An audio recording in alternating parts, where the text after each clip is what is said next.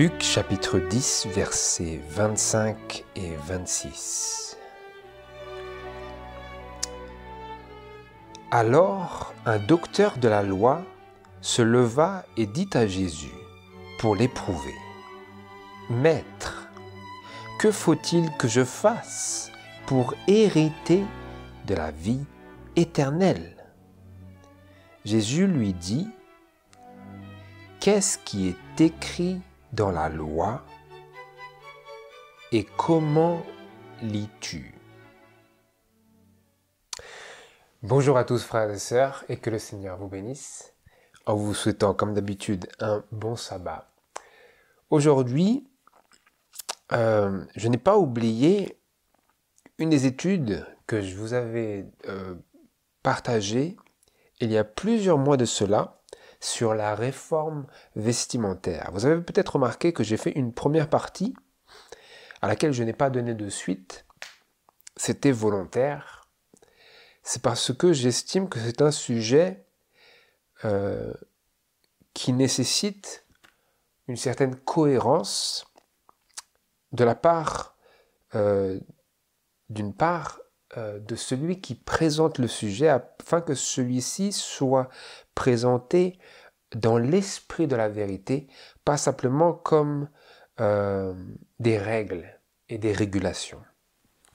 Et c'est pour cela que j'ai laissé, c'est une des raisons pour laquelle j'ai laissé du temps s'écouler, afin de vraiment pouvoir m'imbiber personnellement de l'esprit de Christ, de la religion de Jésus, afin que je puisse vous présenter ce sujet, non pas simplement comme une instruction dans le légalisme, mais comme quelque chose de véritablement, qui fait véritablement partie intégrante de tout le message de la parole de Dieu et de l'Évangile, et plus largement du message des trois anges.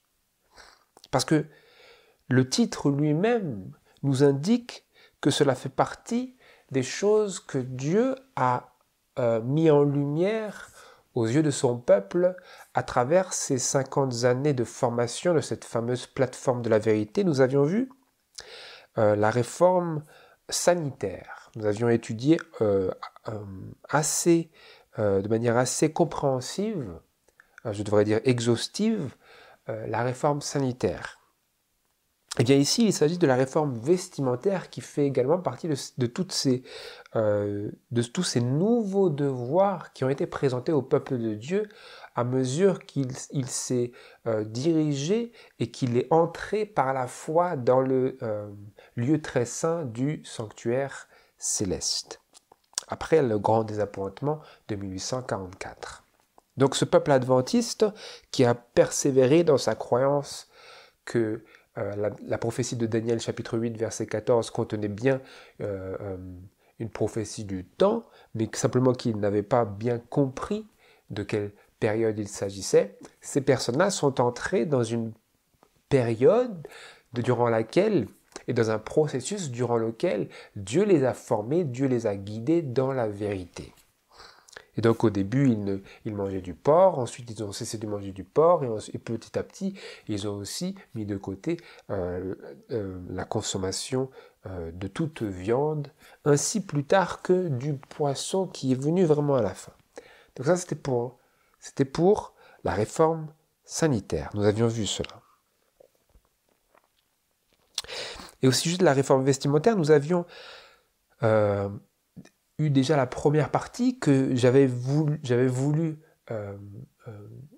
volontairement large et presque non précise, afin que nous puissions nous attarder sur le fondement spirituel de ce que maintenant j'aimerais élargir dans ces principes plus pratiques. Nous avions exploré les principes fondamentaux. Maintenant, nous voulons nous attarder sur ce que j'ai intitulé, en sous-titre, la décence, la pudeur et la modestie. Pas selon notre conception de la chose, mais selon l'enseignement de la parole de Dieu sur ces concepts qui ne sont plus des concepts, mais qui deviennent des vérités à travers les paroles de la Bible. Et donc nous avons lu dans notre lecture biblique, j'y reviens brièvement, de Luc chapitre 10, versets 25 à 26, ce docteur de la loi venait à Jésus lui demander, pour l'éprouver, « Maître, que faut-il que je fasse pour hériter de la vie éternelle ?» Jésus lui dit, « Qu'est-ce qui est écrit dans la loi et, comme c'est écrit dans la Bible Martin, comment lis-tu » Comment lis-tu? Pas simplement qu'est-ce qui est écrit, mais comment est-ce que tu lis ce qui est écrit? J'aimerais que nous nous attardions sur cette question en introduction. Parce que, vous voyez, frères et sœurs, il est écrit beaucoup de choses dans la parole de Dieu. Beaucoup de choses. Mais la question, ce n'est pas tant de savoir si nous croyons à ce qui est écrit. Oui, nous croyons, c'est écrit, nous croyons en toute la parole de Dieu. J'ai entendu beaucoup de personnes me dire, ou dire, et lire beaucoup de personnes s'exprimer et s'exclamer, je crois en toute la parole de Dieu est infaillible, etc. Nous sommes pris d'un tel enthousiasme, d'un tel engouement, semble-t-il, pour tout ce qui est contenu dans la parole de Dieu. Mais la question, tout particulièrement dans cette étude-là, vis-à-vis de ce que nous voulons aujourd'hui étudier, la question, ce n'est pas tant de savoir si nous croyons à ce qui est écrit, à tout ce qui est écrit même, d'ailleurs c'est mieux, mais c'est de savoir comment nous lisons ces choses qui sont écrites. Jésus disait, qu'est-ce qui est écrit dans la loi? Il a continué, il ne s'est pas juste arrêté là. Il a demandé, comment lis-tu? Vous remarquez qu'au verset 27, l'homme lui répond, il lui dit, voilà ce qui est écrit dans la loi, tu aimeras le Seigneur ton Dieu de tout ton cœur, de toute ton âme, de toute ta force, de toute ta pensée, de ton prochain comme toi-même. Et Jésus lui dit, tu as bien répondu, fais cela et tu vivras. Simplement, vous notez que le docteur de la loi a répété ce qui était écrit, mais il n'a pas dit comment il le comprenait. Il n'a pas dit comment il le lisait. Et Jésus lui a dit, en supposant qu'il lisait correctement, tu as bien répondu, fais cela et tu vivras. Fais cela, disait Jésus. Fais ce que la loi dit, fais ce que la parole dit et tu vivras. Simplement, comment lisons-nous? C'est ça le sujet. Comment est-ce que je lis ce qui est écrit? Comment est-ce que je le comprends? Et donc, dans cette étude présente, ce que je vous propose et ce que nous voulons faire, c'est examiner un sujet peu populaire dans le monde chrétien, sans parler du monde en général. Et ce sujet dont j'aimerais que nous parlions, c'est celui du vêtement. Malheureusement, dans notre société moderne et chrétienne, le vêtement, c'est un peu comme l'argent, vous savez. L'esprit dans l'air, que l'on ressent et auquel on répond en conséquence, c'est plus ou moins, tu peux toucher à tout, sauf à ça. Tu peux parler de tout, à peu près, sauf de ça. Tu parles de tout, sauf de l'argent et du vêtement. Vous aussi, vous avez cet esprit? Tu peux parler de tout, mon frère, sauf de mon argent et de mes vêtements. Nous voulons examiner aujourd'hui, frères et sœurs, si nous sommes animés d'un tel esprit, où nous compartimentalisons Dieu, de telle sorte que Dieu a accès à une partie de moi, mais qu'il y a des parties de moi auxquelles Dieu n'a pas accès, et si Dieu veut y accéder, il est exclu. Nous voulons voir de quel esprit nous sommes animés et comment nous lisons ce qui est écrit, à savoir comment nous le comprenons.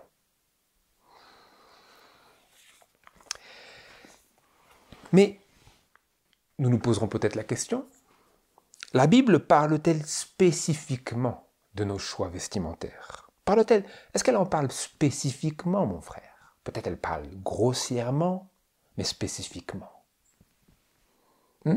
La Bible parle-t-elle spécifiquement de nos choix vestimentaires? Et plus encore, sommes-nous prêts, mes frères et sœurs, sommes-nous prêts à donner à Dieu le droit de nous parler de ces choses-là? Je répète, sommes-nous prêts à donner à Dieu le droit de nous parler de ces choses-là, de notre choix vestimentaire, de nos choix vestimentaires, sans automatiquement considérer toute personne nous parlant de ces choses-là comme un légaliste? Sommes-nous prêts?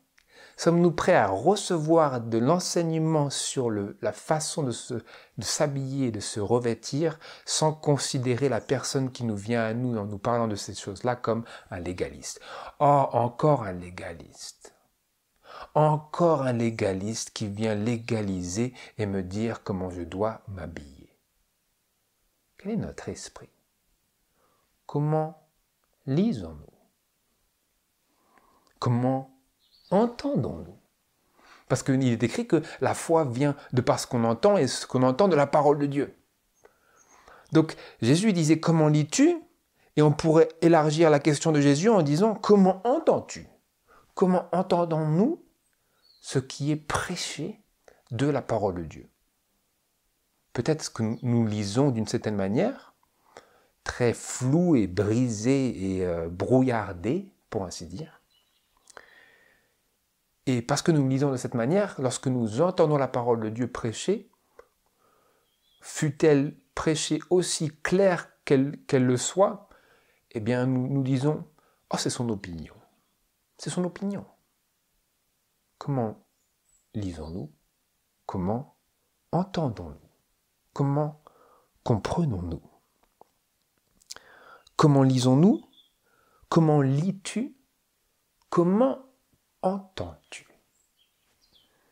C'est la question à laquelle nous voulons pouvoir répondre aujourd'hui individuellement. Et donc, frères et sœurs, cette introduction-là, mise à part et accomplie, nous voulons nous pencher sur les instructions bibliques sur le vêtement désormais.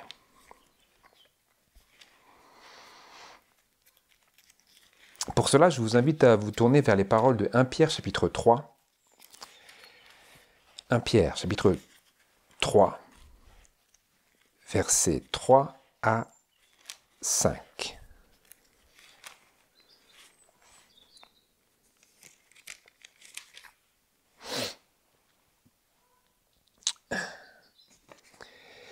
Je lis 1 Pierre chapitre 3, versets 3 à 5, et ensuite nous reviendrons dessus. Que votre parure ne soit point celle du dehors, l'entrelacement des cheveux, les ornements d'or ou l'ajustement des habits, mais l'homme caché dans le cœur, l'incorruptibilité d'un esprit doux et paisible, qui est d'un grand prix devant Dieu. Car ainsi se paraient autrefois les saintes femmes qui espéraient en Dieu, étant soumises à leur mari. Que retenons-nous? Que retenons-nous?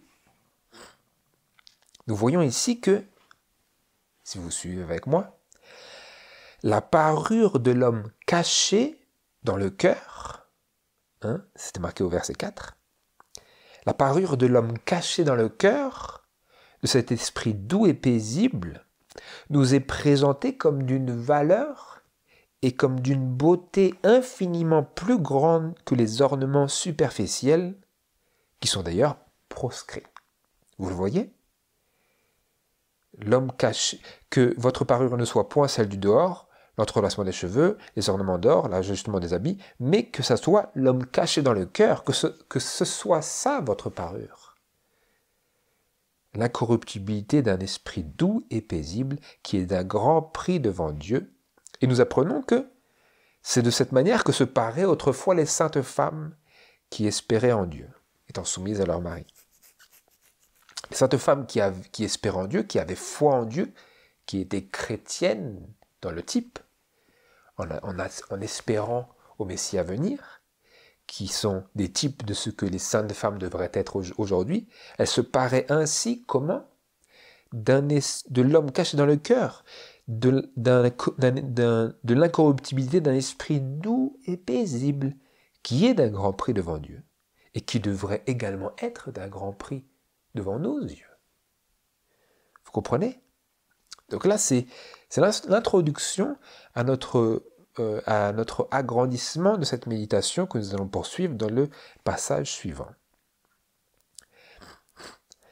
Et donc vous notez ici, avant que je poursuive,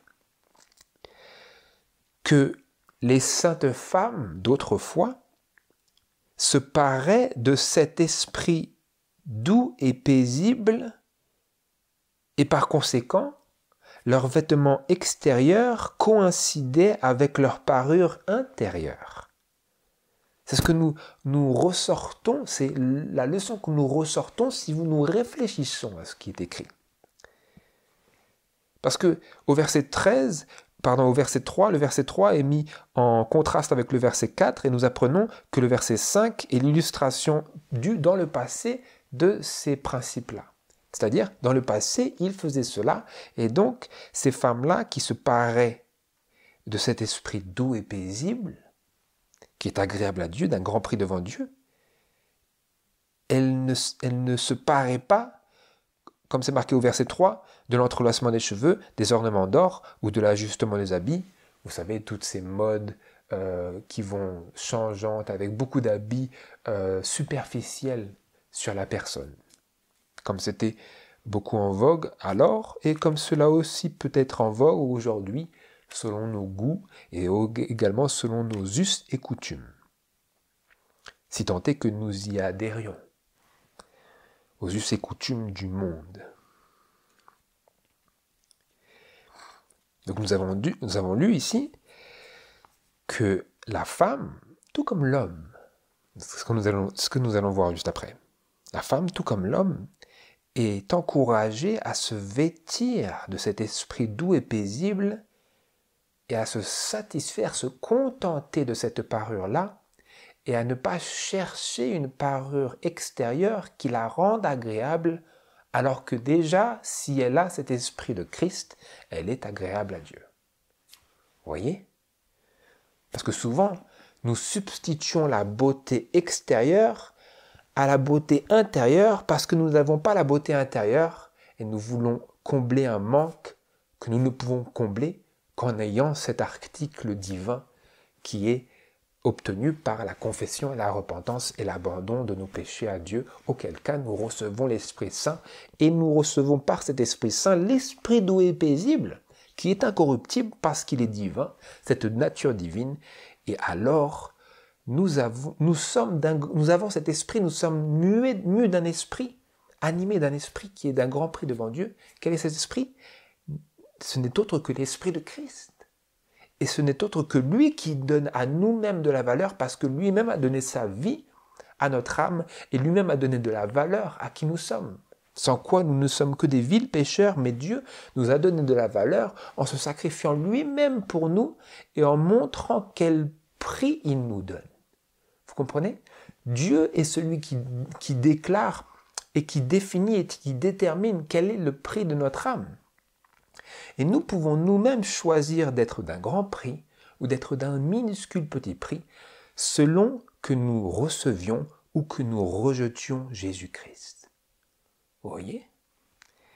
Donc la femme comme l'homme est appelée et encouragée et exhortée à se parer, non pas des habits superficiels, des ornements externes, mais de la beauté intérieure et qui seule est réelle, qui seule est tangible et qui est hautement agréable à Dieu.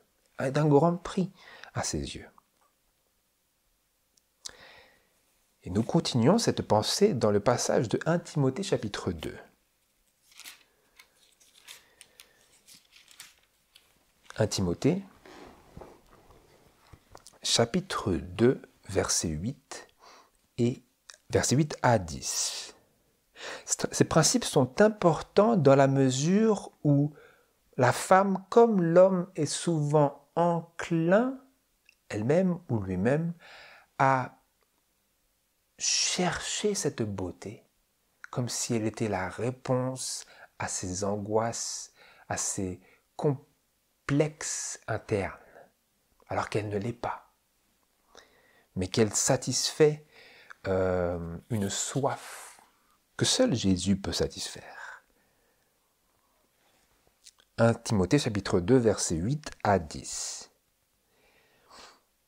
Notez bien ici qu'il y a un parallèle qui est établi entre l'homme et la femme par lequel nous voyons qu'il n'y a pas d'exception de cet enseignement que la parole nous présente et que je tente ici aujourd'hui de nous communiquer.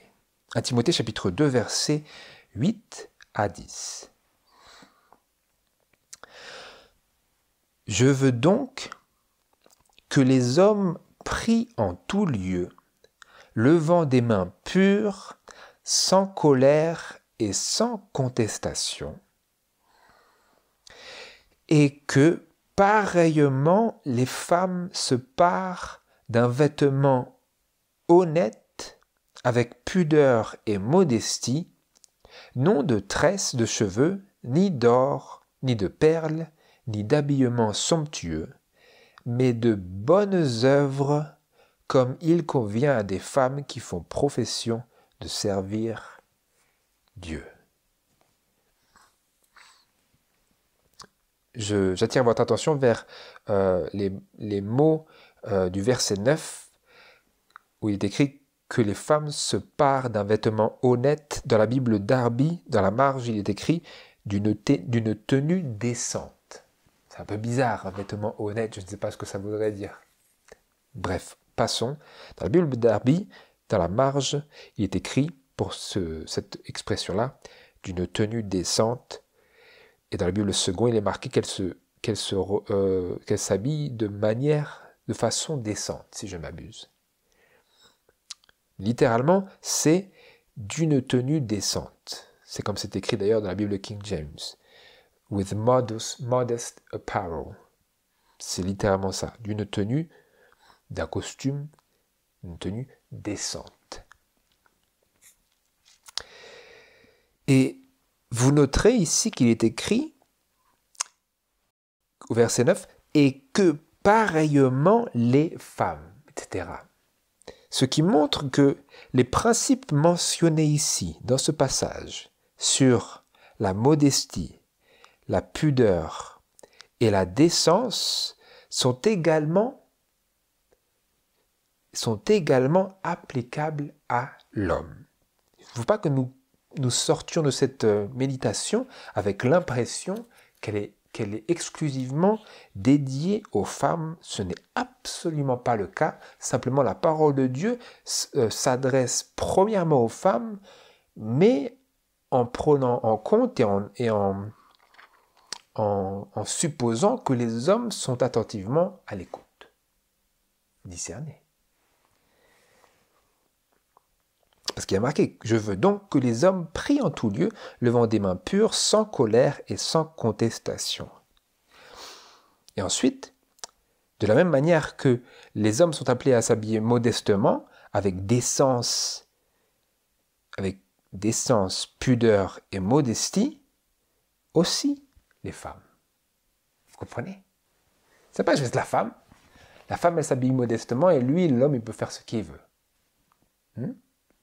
Non, ce n'est pas ça l'enseignement.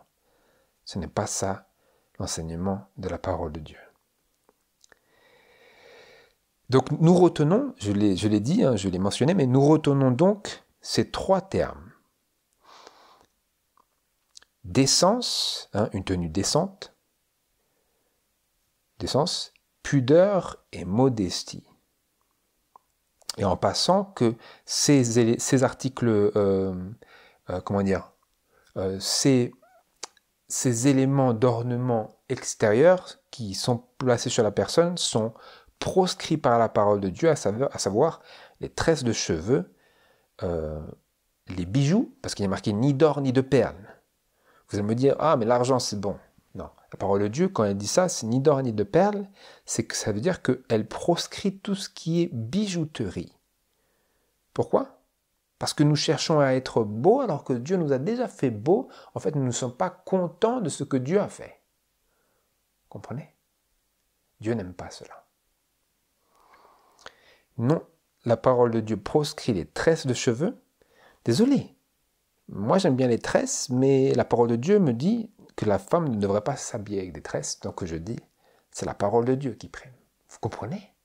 C'est ça qui est important. Que nous ne disions pas, oui, mais moi je fais comme ça. Non. Moi je fais peut-être comme ça, j'ai peut-être fait comme ça, mais la parole de Dieu elle dit ça, ça met un point à toute réflexion. Point perdu. C'est fini. Nous changeons. Si nous voulons être en accord avec ce qui est écrit, avec Dieu, alors il nous faut nous conformer avec ce qui est écrit. Conformer à ce qui est écrit. Ni d'or, ni de perles, ni d'habillement somptueux. Bon, ça c'est si nous avions de l'argent, vous me diriez. Bon, si vous avez de l'argent, que vous êtes tenté d'aller acheter du Louis Vuitton, voilà, vous avez la réponse. Ou bien, d'acheter des choses plus chères que ce que vous avez besoin. Des choses somptueuses, des choses simplement parce qu'elles ont une élégance que les choses moins chères n'ont pas. Mais si les choses moins chères ont la qualité, nous devrions simplement nous concentrer sur des vêtements de qualité sans chercher la gloire des hommes. C'est ça un peu que cela renferme. Quand bien même nous n'aimons pas, nous aimerions peut-être des bijoux, nous orner. Mais Dieu nous apprend, comme nous le disions juste avant. Non, que votre parure ne soit pas cela. L'or, les bijoux, les perles, les tresses. La femme aime cela, elle aime bien s'ajouter plein de belles choses. Et cela excite l'homme. La parole de Dieu, Dieu lui-même nous dit, ne fais pas cela. Ne fais pas. J'ai quelque chose de mieux pour toi. Et donc, elle est là, tremblante, c'est quoi ? C'est Christ. Oh. C'est Christ. N'est-ce pas bien ? Un esprit doux et paisible. C'est lui. Donc si nous avons Christ en nous, nous avons cette parure qui est suffisante aux yeux de Dieu. Et donc aux yeux de Dieu, c'est suffisant. Vous comprenez ? Ça ne veut pas dire que nous soyons boueux. Non. Nous sommes propres, pudiques, modestes, décents. Ça fait partie de la décence d'être propre. Humblement élégant, mais pas habillé d'habillements somptueux, d'or et de perles et de tresses de cheveux. Passons. Mais ici, nous demandons, parce que c'est bien, là, nous avons quelques distinctions, quelques lignes bien tracées sur les bijoux, sur les tresses de cheveux. Dieu a vraiment couché sur le papier, ici, à travers l'Esprit de Dieu, l'inspiration, des choses vraiment claires. Habillement somptueux, il faut que nous exercions notre bon sens dans la prière que nous considérions, quoique nous pouvons déjà avoir un ordre d'idée. Mais après nous demandons, face à ces concepts de décence, de pudeur et de modestie, nous demandons, comment lis-tu ? Comment lisez-vous, mes frères et sœurs ? Comment lisons-nous ?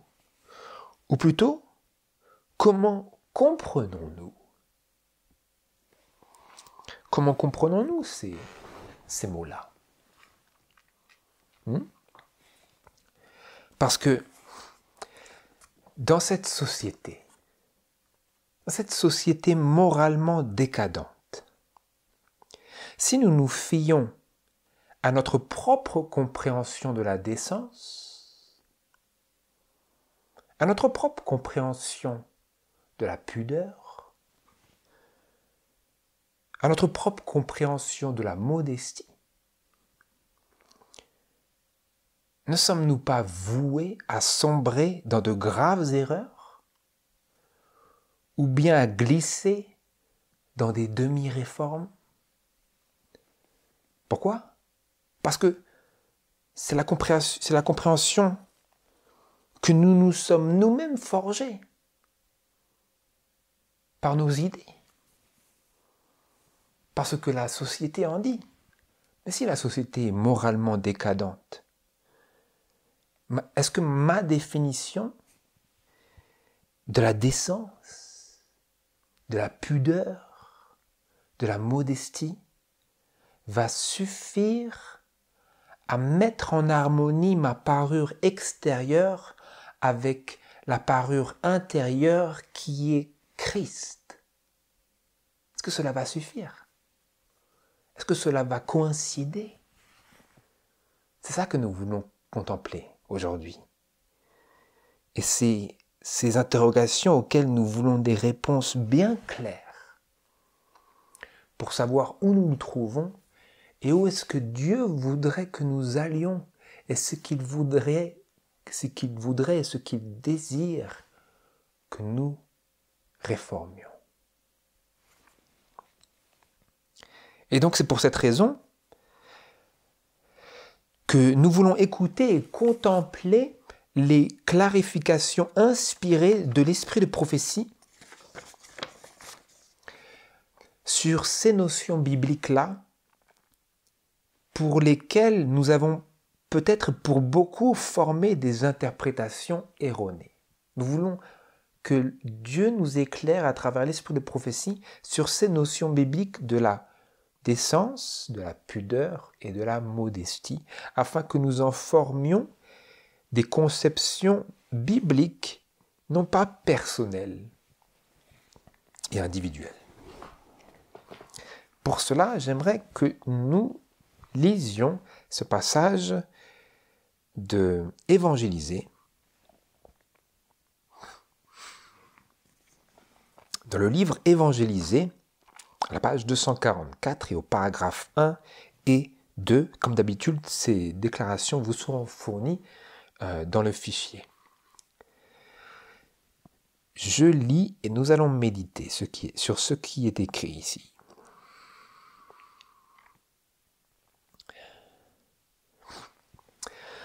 Un des points sur lesquels ceux qui viennent d'embrasser les vérités du message ont tout particulièrement besoin d'être instruits est celui du vêtement. Que les nouveaux convertis soient complètement informés à ce sujet. Font-ils preuve de vanité dans la manière de se vêtir? Nourrissent-ils des pensées orgueilleuses? Littéralement, ont-ils de l'orgueil du cœur? L'idolâtrie dans le vêtement est une maladie morale. On ne doit pas la transférer dans la vie nouvelle. Dans la plupart des cas, la soumission aux exigences de l'Évangile demandera un changement radical dans leur manière de se vêtir.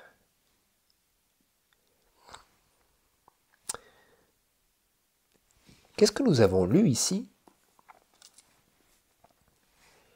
L'un des points sur lesquels ceux qui viennent d'embrasser les vérités du message ont tout particulièrement besoin d'être instruits, c'est quoi?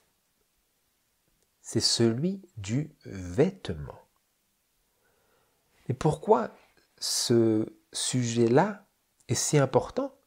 Parce que nous lisons que l'idolâtrie dans le vêtement est une maladie morale.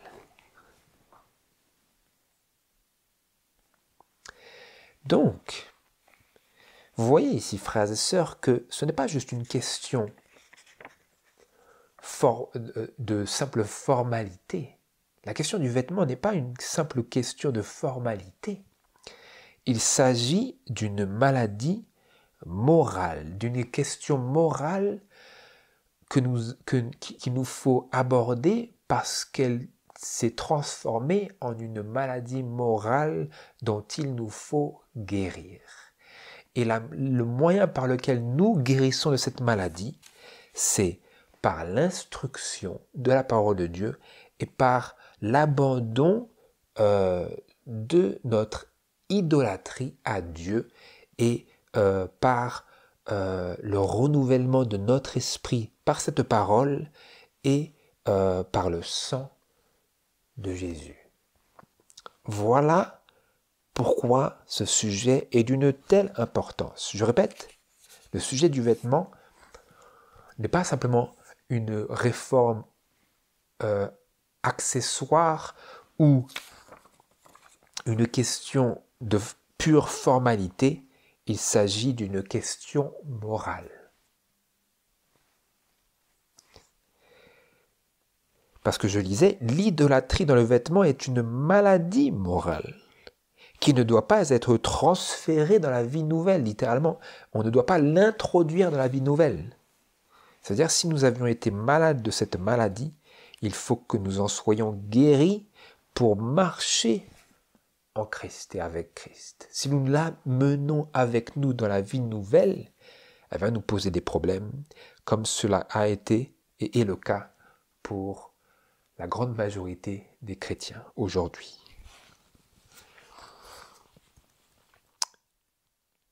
Et d'ailleurs, la dernière phrase nous dit que dans la plupart des cas, c'est le cas. Dans la plupart des cas, la soumission aux exigences de l'Évangile demandera un changement radical dans leur manière de se vêtir.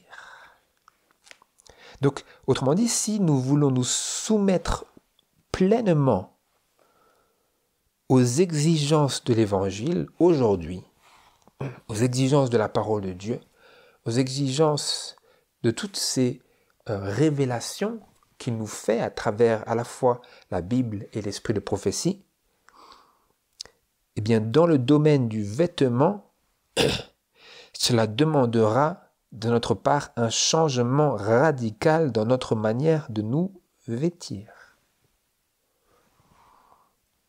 Mais je pose la question ici, quelle est l'idolâtrie du vêtement ? C'est une expression à laquelle nous ne sommes pas forcément familières, idolâtrie du vêtement. Nous comprenons l'idolâtrie, les personnes qui autrefois se prosternaient devant des idoles en fonte ou en or, en bronze, se prosternaient, c'était des idolâtres. Mais l'idolâtrie du vêtement, vraiment ? Mais n'est-ce pas vrai, frères et sœurs ? Voilà ce que je vous suggère, c'est que l'idolâtrie du vêtement, c'est un attachement. Parce que qu'est-ce que l'idolâtrie ? C'est de prendre une idole et de l'adorer comme Dieu, n'est-ce pas ? Donc c'est une fausse adoration. C'est s'attacher à quelque chose de faux, comme si c'était le vrai. Et donc l'idolâtrie du vêtement, c'est un attachement fort à une certaine façon de s'habiller qui est contraire au principe biblique de la décence, de la pudeur et de la modestie. Et cette maladie morale qu'est l'idolâtrie du vêtement, eh bien, notez qu'elle atteint tout autant les hommes que les femmes, quand bien même elle fait tout particulièrement de la femme sa victime, car elle peut ainsi faire d'elle un instrument de tentation. C'est pour cela que ces choses sont premièrement adressées à la femme, mais dont l'homme n'est pas exclu. Vous comprenez ? Parce que la femme va devenir l'objet des tentations du diable sur ce point-là, afin de faire tomber à la fois elle et lui. Vous discernez, mes frères et sœurs. Tous sont concernés, mais la femme tout particulièrement. Je dis bien tous. Notez bien ici. Notez bien ce que je dis. D'ailleurs, notez-le bien en lien avec ce qui est écrit. Je veux donc que les hommes prient en tout lieu et que pareillement les femmes se parent d'un vêtement et d'une tenue décente. Maintenant, je continue la suite de la citation où il est écrit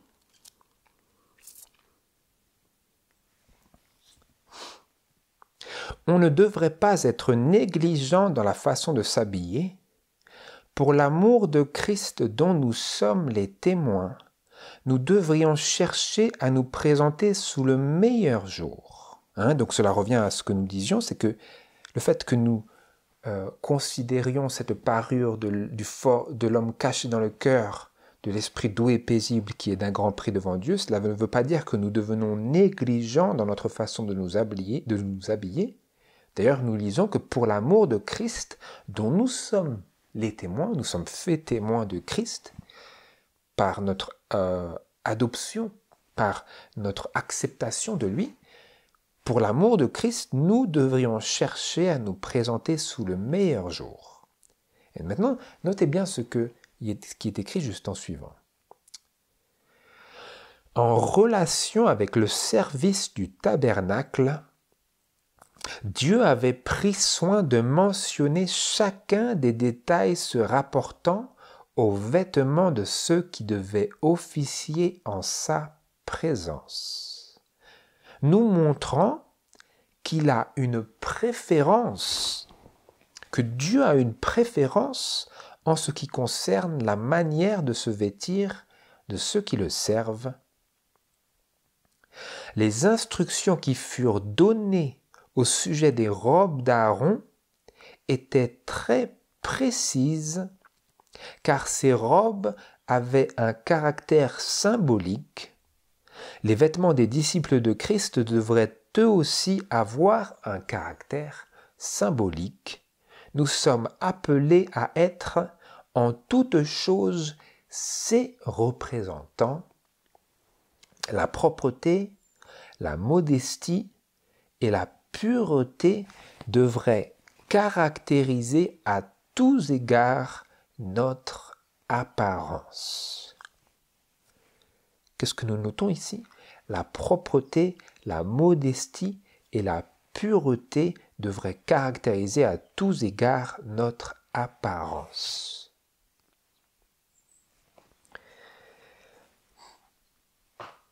Est-ce que vous avez noté ici quelque chose? Est-ce qu'il y a quelque chose que vous avez et que nous avons relevé ici? J'attire votre attention vers ce qui est marqué au début de cette citation, à savoir que, en relation avec le service du tabernacle, dans ce sanctuaire dans le désert des Hébreux, Dieu avait pris soin de mentionner chacun des détails se rapportant aux vêtements de ceux qui devaient officier en sa présence. Il avait donné tous les détails de Aaron et de ses fils, de la manière dont ils devaient s'habiller. Et par cela, nous apprenons qu'il a une préférence, que Dieu a une préférence en ce qui concerne la manière de se vêtir de ceux qui le servent. Comment savons-nous que Dieu a une préférence quant à la manière de s'habiller de ceux qui le servent? Comment le savons-nous? Par les nombreux détails qu'il a pris soin de mentionner pour ceux qui devaient officier en sa présence, à savoir les sacrificateurs, à savoir tous les sacrificateurs et le souverain sacrificateur. Par les détails et les instructions qui ont été données pour eux, nous apprenons que Dieu a une préférence en ce qui concerne la manière de se vêtir de ceux qui le servent, à savoir de ceux qui le servent aujourd'hui. Pas simplement de ceux qui le servent dans l'office de l'ancien ou du diacre, ou de quelque autre position, de l'évangéliste et du missionnaire, mais de tous ceux qui le servent dans le corps de Christ, parce que chaque membre du corps a une fonction. Chaque membre du corps de Christ sert Christ. Vous comprenez? Nous savons que Christ est la tête, mais chaque organe de notre corps humain sert à quelque chose. Dans ce sens-là, tous ceux qui font partie du corps et de l'Église de Christ lui servent à quelque chose, ou devraient lui servir, ne devraient pas enterrer leur talent. Et Dieu a une préférence dans notre manière de nous vêtir, parce que nous faisons partie de ce corps. Si nous avons confessé le Seigneur Jésus-Christ, nous appartenons à ce corps, et Dieu a une préférence, c'est-à-dire que ce n'est pas juste nous faisons ce que nous voulons, c'est que Dieu a une préférence et qu'il désire que nous adoptions sa préférence comme une définition de sa volonté. Vous discernez? Ensuite, nous lisons que les instructions qui furent données au sujet des robes d'Aaron, qui était souverain sacrificateur, étaient très précises. Pourquoi? Pourquoi toutes ces instructions étaient si précises, si précisément données? Parce que ces robes avaient un caractère symbolique, elles symbolisaient quelque chose. Et donc vous vous diriez peut-être, on se dirait peut-être, bon, mais elles symbolisaient quelque chose en Jésus, mais nous c'est bon. Nous c'est bon, mon frère. Ça ne symbolise pas pour nous, c'est juste pour Jésus. Dites-moi, c'est comme ça que vous lisez? Jésus disait, qu'est-ce qui est écrit dans la loi? Comment lis-tu? Comment est-ce que nous lisons? Je continue. Donc ces robes d'Aaron avaient un caractère symbolique, c'est pour cela qu'elles étaient si précisément détaillées. Et maintenant, il y a marqué, de même, les vêtements des disciples de Christ devraient eux aussi avoir un caractère symbolique. Donc cela veut dire que toutes les mentions faites des détails très précis de comment devait être le vêtement d'Aaron, qui étaient justifiés par le fait qu'ils avaient un caractère symbolique, se retrouvent transférés dans notre situation et dans notre cas aujourd'hui en tant que disciples de Christ, parce que nos vêtements aussi devraient avoir un caractère symbolique. Vous comprenez? Je lis l'esprit de prophétie ici. Nous croyons ou nous ne croyons pas. Mais si nous croyons, alors, comment entendons-nous? Je vais nous aider ici. Je vous invite à vous tourner vers les paroles de Exode, chapitre 28, verset 2, où nous lisons précisément ces instructions qui furent données au sujet des robes d'Aaron, ainsi que de ses fils. Exode, chapitre 28. Toutes les choses que nous examinons ici, frères et sœurs, ont un but bien précis, c'est pour nous aider et pour que nous arrivions à voir le grand panorama de la vérité, notamment aujourd'hui sur le sujet de la décence, de la pudeur et de la modestie. Et là, nous sommes en train d'arriver vers cet apogée de cette méditation. Nous allons pouvoir voir clairement tout le panorama. Je vous donne des petits points ici. Et quand nous arrivons à la fin du puzzle, là, tout est rempli. Et c'est à ce moment-là et maintenant qu'il nous faut être très attentifs. Dans Exode chapitre 28, verset 2, verset 4, ensuite verset 40 et verset 42, nous lisons au sujet précisément de ces instructions, en sautant toutes les mentions faites et toutes les instructions au sujet de l'éphod, du pectoral et de la tiare, parce que ça n'a pas vraiment d'incidence sur la question de la modestie et de la pudeur.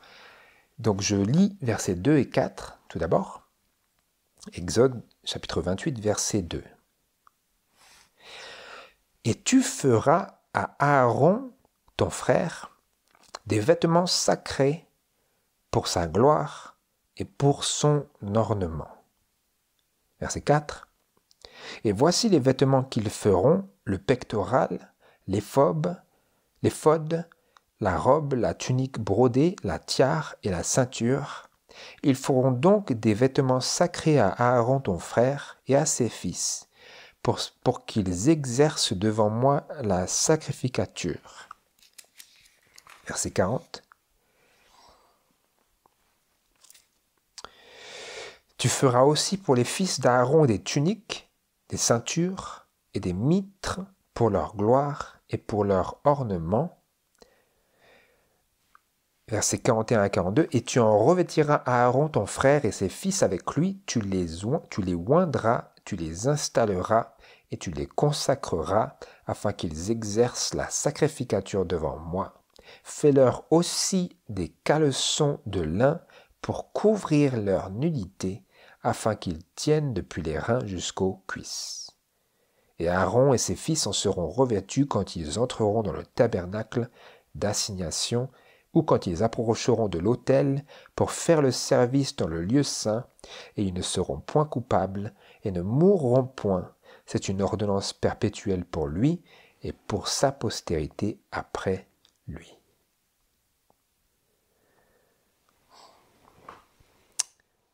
Voilà les instructions que Dieu donna à Moïse au sujet des robes d'Aaron. Nous disons que ces instructions étaient très précises, n'est-ce pas? N'est-ce pas précis? Et encore, je viens de sauter une trentaine de versets et plus. Voilà combien ces robes, et cet éphod, et ce pectoral, et cette tiare, et cette tunique, et cette robe étaient précises. Toutes les instructions à leur sujet.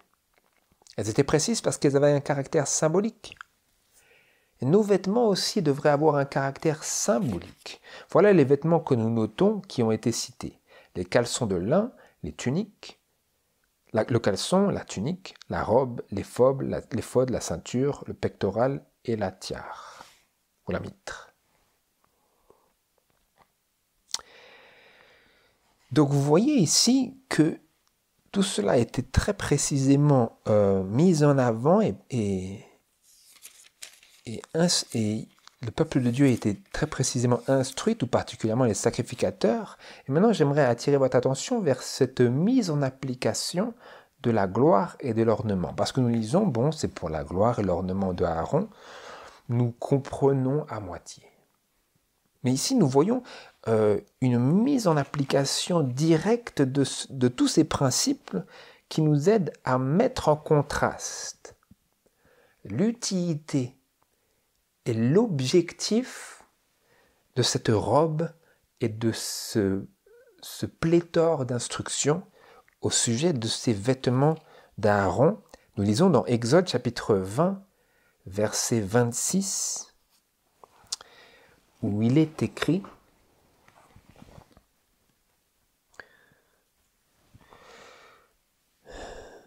Exode chapitre 20, verset 26. Et tu ne monteras point à mon autel par des degrés, afin que ta nudité n'y soit pas découverte. Tu ne monteras point à mon autel par des degrés, afin que ta nudité n'y soit pas découverte. J'ai cherché la définition du dictionnaire pour le mot degré, et la première définition qui m'est donnée, c'est marche d'escalier. Autrement dit, il disait à Moïse, et par extension à tous les autres sacrificateurs qui offriraient des offrandes à l'autel par la suite, dans le contexte des services du tabernacle, il disait: tu ne monteras point à mon autel par des marches d'escalier. Pourquoi ? Pourquoi ne dois-tu pas monter à l'autel par des marches d'escalier ? Je lis: afin que ta nudité n'y soit pas découverte. Dites-moi, mes frères et sœurs, vous comprenez ? Comment lisez-vous ? Nous avons vu. Il y avait une échappatoire, c'est de dire, nous allons d'ailleurs y revenir, C'est de dire, ça c'était pour eux. C'était pour eux, c'était symbolique, c'était pour eux. Mais nous avons lu dans l'esprit de prophétie que, de la même manière qu'elles étaient précisément, il y avait tant d'instructions précises qui étaient données pour les vêtements d'Aaron parce qu'ils avaient un caractère symbolique, de la même manière aussi, les vêtements des disciples de Christ devraient aussi avoir un caractère symbolique. Mais pourquoi est-ce que Dieu disait à Moïse et aux sacrificateurs qu'ils ne devaient pas monter par degrés à l'autel? Quelle partie de leur nudité pourrait bien être révélée et découverte en simplement montant par des marches d'escalier? Qu'est-ce qui serait révélé, frères et sœurs? Le bas du pied, la cheville, peut-être le bas du mollet, n'est-ce pas? Et Dieu disait, tu ne monteras point à mon autel par un escalier pour qu'on ne voie pas tes chevilles et tes mollets.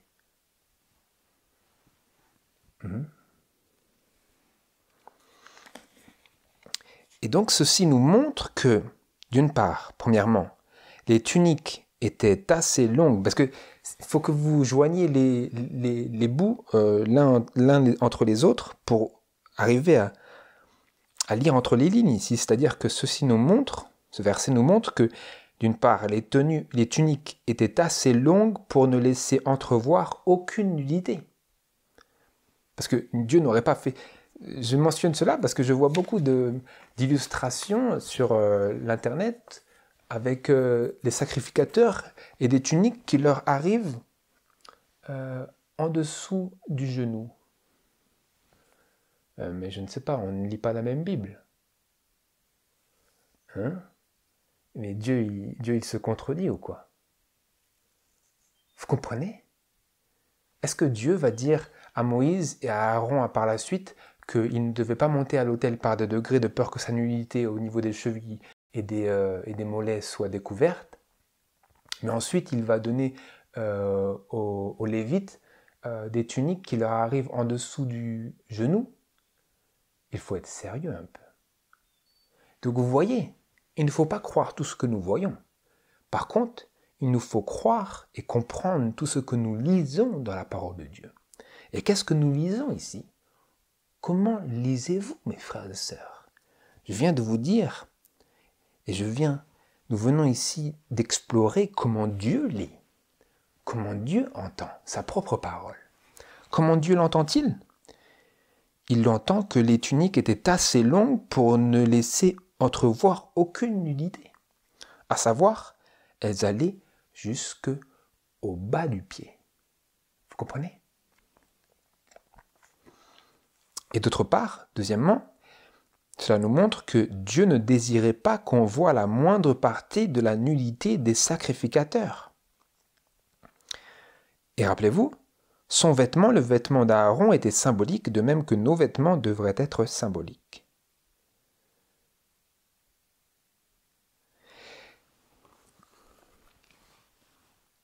Et donc, symbolique de quoi nous poserons la question? Nous nous posons la question. De quoi nos vêtements devraient-ils être symboliques? Du fait que nous nous parons intérieurement de la justice de Christ, du caractère de Dieu, qui est doux et paisible. Voilà de quoi les vêtements extérieurs devraient être un symbole de cette parure intérieure. Et comment est-ce que Dieu entendait représenter cette réalité intérieure à travers la parure extérieure des sacrificateurs, en les revêtant d'une telle manière qu'on ne voit pas leur nudité? Vous voyez? Et c'est d'ailleurs pour cette raison que Jésus, le témoin fidèle et véritable, dans Apocalypse chapitre 3, versets 14 à 19, il dit notamment, dans ce dernier verset, je crois que c'est verset 18, je te conseille d'acheter de moi des vêtements blancs. Pourquoi? Afin que ta nullité ne paraisse point. Vous comprenez? Donc Jésus dit, je te conseille d'acheter de moi le vêtement de ma justice, de te revêtir de mon caractère, de te revêtir de l'homme, du nouvel homme qui est Christ. Jésus dit, je te conseille d'acheter de moi mon exemple, d'adopter mon exemple, d'adopter les principes de ma vie que j'ai exemplifiés dans ma vie. Et ensuite, nous voyons maintenant la part concrète de cette parure interne, comme nous l'avons vu dans les passages précédents, dans 1 Pierre et dans 1 Timothée chapitre 2. Vous voyez, ces choses sont liées les unes entre les autres. Parce que liées au fait que la femme comme l'homme devrait se parer de cet homme caché dans le cœur, l'incorruptibilité d'un esprit doux et paisible, de la même manière aussi, nous lisons que les hommes comme les femmes devraient s'habiller d'une tenue décente, de pudeur et de modestie. Donc vous voyez que les deux choses, l'intérieur et l'extérieur, sont liées parce que l'extérieur doit symboliser l'intérieur. Et donc si l'extérieur ne symbolise pas ce que nous pensons avoir à l'intérieur, alors, comme d'ailleurs c'est écrit autre part dans l'esprit de prophétie, si l'extérieur est incomplet, il va représenter ce qu'il y a aussi d'incomplet à l'intérieur. Il va exprimer notre manque d'harmonie avec le caractère de Christ. Parce que nous en savons peu sur Christ, sur la manière qu'il désirerait que nous nous habillions, et également, nous en savons peu sur lui, dans le caractère qu'il voudrait que nous possédions. Vous discernez?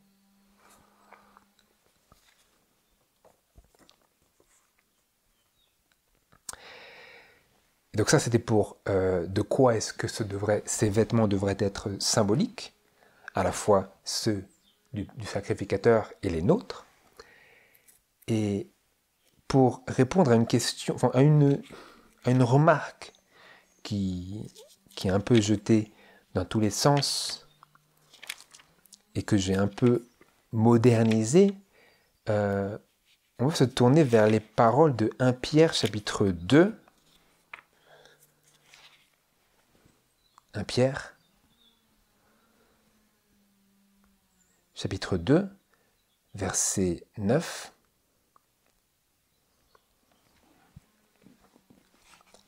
Versets 9 et 10.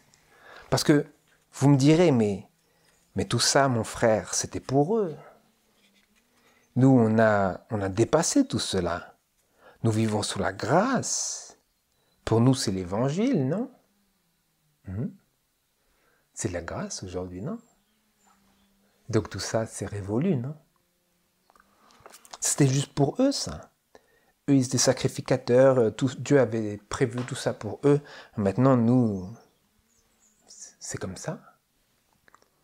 1 Pierre chapitre 2, versets 9 à 10, je lis. Mais vous, s'adressait ici Pierre aux chrétiens, mais vous êtes la race élue, la sacrificature royale, la nation sainte, le peuple acquis, pour annoncer les vertus de celui qui vous a appelé des ténèbres à sa merveilleuse lumière. Vous qui autrefois n'étiez point un peuple, mais qui êtes maintenant le peuple de Dieu. Vous qui n'aviez point obtenu miséricorde, mais qui maintenant avez obtenu miséricorde.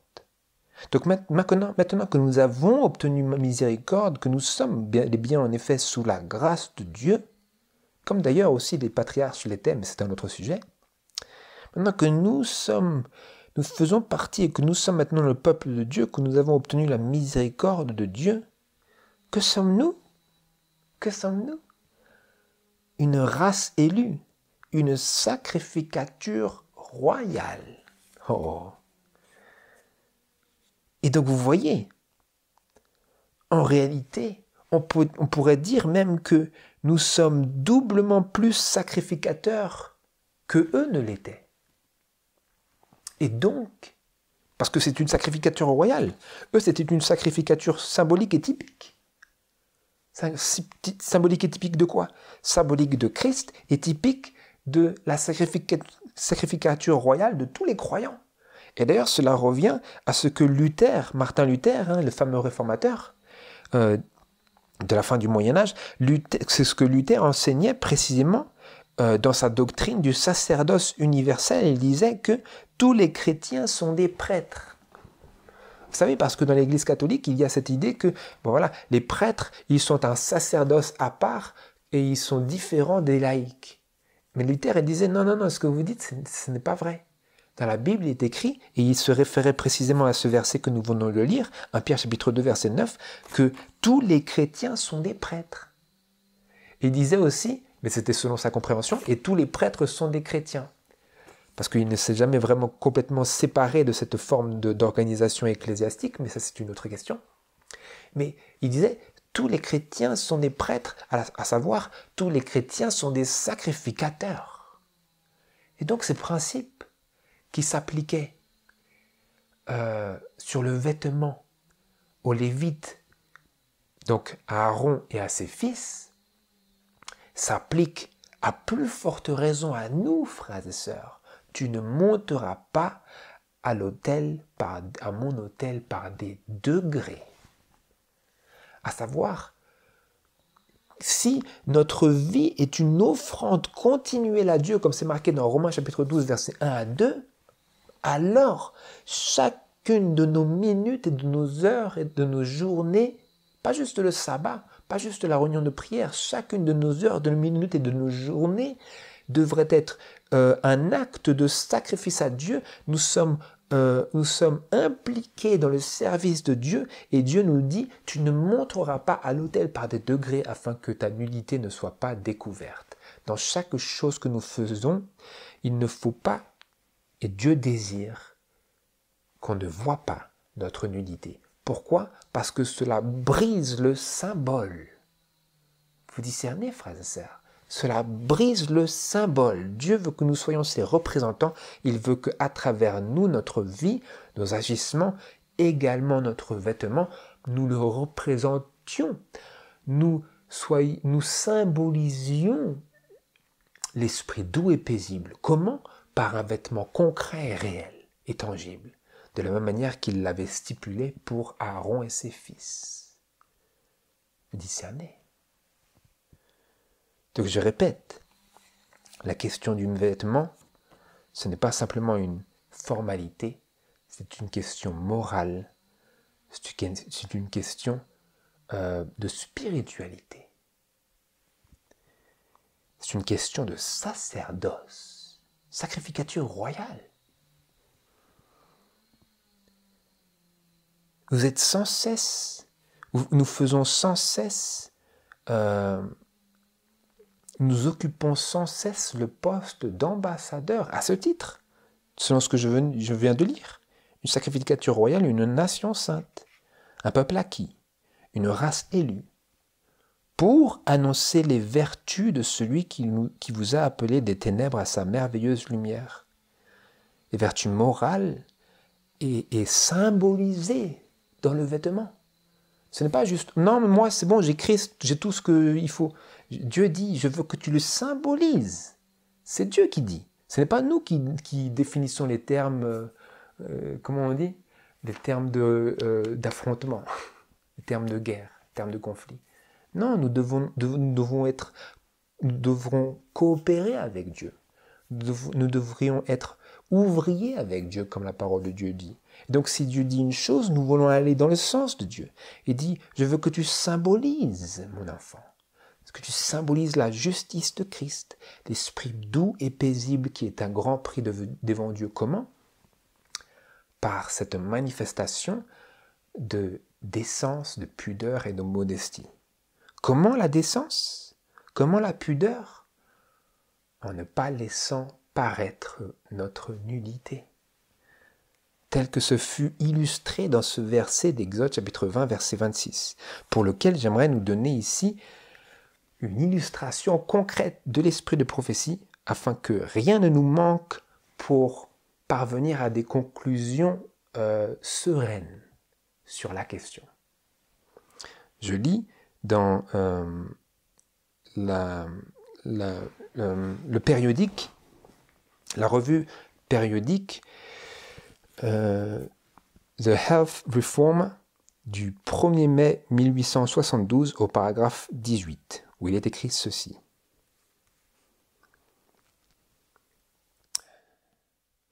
Nous ne pouvons pas, disait Sir White, et l'esprit de prophétie, nous ne pouvons pas, même si nous le voulions, dissimuler le fait que les femmes ont des pieds et des jambes, faits pour être utilisés. Mais en ce qui concerne l'exposition, c'est un autre aspect de la question. Nous avons beaucoup voyagé, disait-elle, au cours des 25 dernières années, et nous avons assisté à de nombreuses expositions indécentes des membres, savoir les bras et les jambes. Mais l'exposition la plus courante est celle observée dans les rues sous une neige légère ou boueuse et mouillée. Les 2 mains sont nécessaires pour soulever la robe afin qu'elle ne prenne pas l'eau et la saleté. C'est chose courante de voir les femmes relever leur robe à 40 cm du sol, exposant ainsi des chevilles presque nues à la vue des hommes. Mais nul ne semble embarrassé par cette exhibition indécente. Il n'est aucun esprit sensible et pudique qui semble scandalisé pour la simple raison que c'est d'usage. C'est la mode et pour cette raison on le tolère. On n'entend aucun tollé contre l'indécence, bien que ce soit le cas au sens le plus large du terme. Est-ce que vous avez compris? Donc ici, Sir White est en train de montrer que le principe qui nous était présenté dans Exode chapitre 20, verset 26, au sujet du fait que nous ne devrions pas monter à l'autel par des degrés, que le sacrificateur ne devait pas monter à l'autel par des degrés, à savoir par des marches d'escalier de peur que sa nullité ne soit découverte, s'applique dans l'esprit de prophétie et qualifié d'indécence. Vous avez discerné? Qu'est-ce que c'était? Quelle était cette indécence que l'esprit de prophétie nous mentionne et qui devient désormais et dès lors notre définition d'indécence, d'impudeur et d'immodestie? Elle disait, parce qu'à l'époque, ils avaient ces longues robes qui couvraient tout, sauf qu'elles étaient tellement longues qu'elles raclaient le sol et qu'elles prenaient avec elles toute l'eau et la poussière. Donc elle disait, Sir White disait d'ailleurs dans cet écrit, oui, c'est vrai que ces robes-là sont modestes dans ce sens-là, simplement elles ne sont pas modestes et elles ne sont pas décentes dès qu'il faut faire ce qu'elle vient de dire ici. Je le lis, je le relis. C'est chose courante, disait-elle, de voir les femmes relever leurs robes à 40 cm du sol, exposant ainsi des chevilles presque nues à la vue des hommes. Mais nul ne semble embarrassé par cette exhibition indécente, l'appelait-elle. Exhibition indécente. C'est-à-dire que leur robe était relevée à 40 cm du sol, que leurs chevilles et leurs mollets étaient exposés à la vue des hommes. Et l'esprit de prophétie nous dit que c'est là une exhibition indécente. Dites-moi, frères et sœurs, où en sommes-nous aujourd'hui? Avons-nous été tant conditionnés que nous non plus, nous ne rougissons plus devant de telles indécences? N'est-ce pas le moment, frères et sœurs, pour des vraies réformes.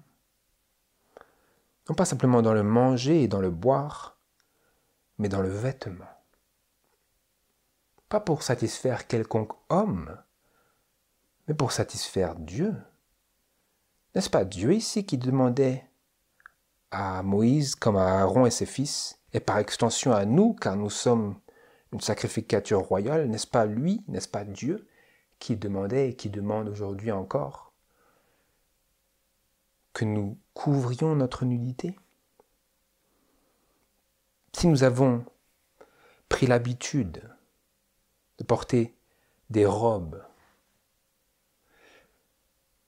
qui laissent apparaître cette nudité, quand bien même nous avons peut-être des chaussettes, la nudité, c'est la forme de la personne. Cette forme, la parole nous dit, elle n'appartient pour la femme qu'au mari et pour le mari qu'à la femme. Est-ce que nous exposons à toutes les personnes concernées ou pas concernées les choses qui n'appartiennent que dans l'intimité du mariage? Ou est-ce que nous montrons à tous ce que seul Dieu devrait voir et ce qui devient alors une exposition indécente, pour reprendre les paroles de l'esprit de prophétie? Nous voulons représenter, symboliser l'œuvre que Dieu a fait et accomplit aujourd'hui encore en nous. Et nous voulons le faire en entrant nous-mêmes aujourd'hui en harmonie avec ces principes, ces préceptes bibliques que Dieu a donnés, non pas comme un fardeau, mais comme pour nous préserver des nombreuses insinuations de l'ennemi en ces derniers jours. Nous voulons nous préserver nous-mêmes et également préserver les autres. Ceci tout particulièrement pour la femme qui a été fait à une telle envergure l'objet des attaques du diable. Il faut que nous désirons donc, frères et sœurs, apprendre à nous satisfaire de cette parure qui est d'un grand prix devant Dieu et à prendre plaisir à ce qui sera inévitablement une croix au début. L'esprit de prophétie nous disait, Sir White nous disait, « Je remercie Dieu pour la croix de la réforme vestimentaire. » Est-ce que nous aussi, nous allons remercier Dieu? Puissions-nous discerner l'appel à la décence et nous rappeler que nous sommes en tout temps faits sacrificateurs, le sacerdoce universel des croyants. Tous les chrétiens sont des prêtres. Et en tant que prêtres, ambassadeurs, en tant qu'ambassadeurs, nous devrions toujours nous présenter sous notre meilleur jour. Ne pas paraître négligés devant nos proches, devant les frères et sœurs, de peur que nous ne représentions pas Christ comme il se doit. À tout instant, puissions-nous nous comporter et être vus et considérés comme des ambassadeurs. Puisse Dieu dire, cet homme-là, cette femme a compris et désire me représenter, désire symboliser Christ en lui ou en elle. J'aimerais revisiter ces paroles d'1 Pierre chapitre 2, versets 9 à 12. Mais vous êtes la race élue, la sacrificature royale, la nation sainte, le peuple acquis, pour annoncer les vertus de celui qui vous a appelé des ténèbres à sa merveilleuse lumière. Vous qui autrefois n'étiez point un peuple, mais qui êtes maintenant le peuple de Dieu. Vous qui n'aviez point obtenu miséricorde, mais qui maintenant avez obtenu miséricorde. Bien-aimés, je vous exhorte comme des étrangers et des voyageurs à vous abstenir des convoitises charnelles qui font la guerre à l'âme, ayant une conduite honnête parmi les gentils, afin qu'au lieu qu'ils médisent de vous comme si vous étiez des malfaiteurs, ils glorifient Dieu au jour de la visitation, en voyant vos bonnes œuvres.